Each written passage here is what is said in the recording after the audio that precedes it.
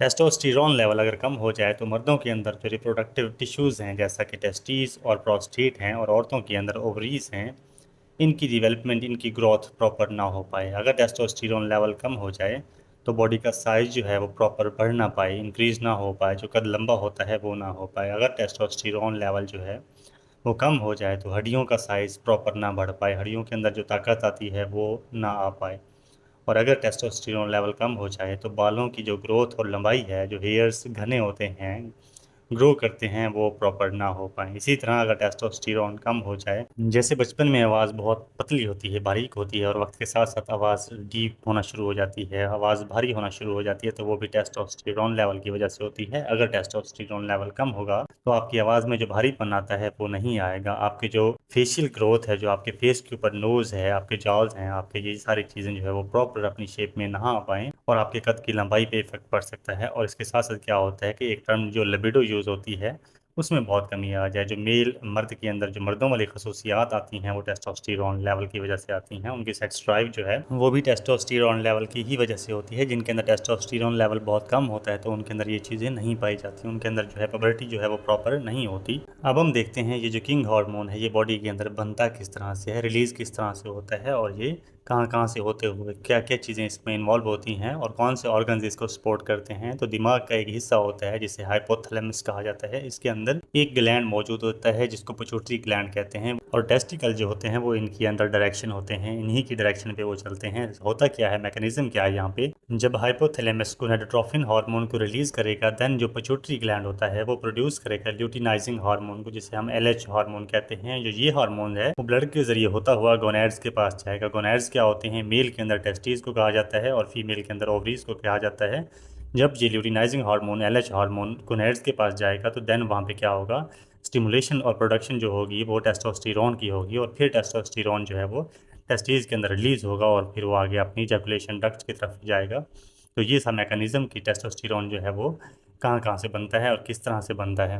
अब हम बात करते हैं टेस्टोस्टेरोन की नॉर्मल रेंज के ऊपर। ये मर्दों और औरतों में थोड़ा सा मुख्तलिफ होता है। मर्दों में बनिस्बत औरतों के ये टेस्टोस्टेरोन लेवल जो है वो पहले हमने जिक्र किया कि ज़्यादा होता है और छोटे बच्चों में जो है वो बहुत कम होता है और एज के साथ साथ, उम्र के साथ साथ ये बढ़ता जाता है। अगर हम अडल्ट की बात करें तो अडल्ट मेल के अंदर जो होता है ये 280 टू 1100, 280 से 1100 नैनोग्राम पर डेसीलीटर नॉर्मल कंसीडर किया जाता है मेल अडल्ट के अंदर। जबकि फीमेल अडल्ट फीमेल्स जो होती हैं उनके अंदर ओनली 15 to 70, यानी कि 15 से 70 नैनोग्राम पर डेसीलीटर जो है ये नॉर्मल कंसीडर किया जाता है अडल्ट फीमेल्स के अंदर। छोटे बच्चों में इसका लेवल बहुत कम होता है और उम्र के साथ साथ जैसे आवाज़ गहरी होती जाती है, बालों का साइज़ बढ़ता जाता है, जिस्म का साइज़ बढ़ता जाता है, आपके मसल्स बढ़ते जाते हैं, सेक्सुअल ऑर्गन्स बढ़ते जाते हैं, उसके साथ साथ टेस्टोस्टेरोन लेवल जो है वो इंक्रीज़ होता जाता है और ये टॉप पे जाके पहुंचता है एट द एज ऑफ 20, 20 साल की उम्र में जो है ये अपनी अरूज पे होता है ये इसका नॉर्मल लेवल। अगर आपने डाइट्स का, अपनी एक्सरसाइज का ख्याल रखा हुआ है, मेंटेन रखा हुआ है, तो फिर 20 साल की एज में टेस्टोस्टेरोन जो है अपनी हायर लेवल पे होता है। उसके साथ साथ जैसे एज बढ़ती जाएगी एट द एज ऑफ 30 ये कुछ कम हो जाएगा और 40 में ये कुछ मज़ीद कम हो जाएगा। अगर आप अपनी खुराक को, एक्सरसाइज को, इन सारी चीज़ों को मेंटेन रखें तो आप टेस्टोस्टेरोन लेवल को इतनी स्पीड से डाउन होने से, इसको कम होने से बचा सकते हैं। तो 50, 60, 70, 80 और 90 की एज में जाके, 90s की एज में जाके ये बहुत कम हो जाता है और कुछ लोग जो हैं वो इसको 70, 60 की एज तक भी मेंटेन रख सकते हैं।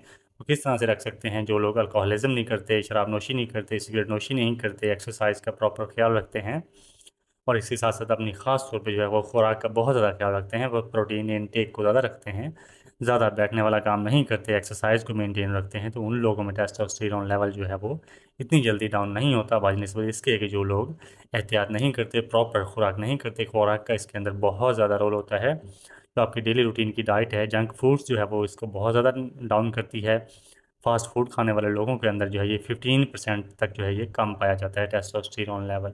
टेस्टोस्टेरोन को प्राइमरी मेल सेक्स हार्मोन कहा जाता है और इसके अलावा इसको की हार्मोन कहा जाता है for the development of reproductive tissues like testis and prostate and ovaries in females. औरतों के अंदर ओवरीज और मर्दों के अंदर जो है टेस्टिस और जो है प्रोस्टेट ग्लैंड की रिप्रोडक्शन के लिए, उसकी डेवलपमेंट के लिए, सेक्सुअल ऑर्गन्स की ग्रोथ के लिए इसको की हार्मोन कहा जाता है। और इसके अलावा जिन मर्दों के अंदर स्पर्म काउंट कम हो, सीमन का मसला हो, उनकी सीमन की रिपोर्ट ठीक ना हो, तो उनको अपना टेस्टोस्टेरोन लेवल जो है वो चेक करवाना चाहिए। ये आम किसी भी लैब से 2 से 3 हज़ार रुपये की रेंज में ये टेस्ट हो जाता है। इसके लिए आपका 2 से 3 सीसी जो है वो ब्लड चाहिए होता है जेल वाइल के अंदर, क्लॉट वाइल के अंदर। उसको एडवांस मशीनरीज के ऊपर रन कर दिया जाता है और इसका रिजल्ट जो है आपको तकरीबन 2 से 4 घंटे के दरमियान में मिल जाता होता है।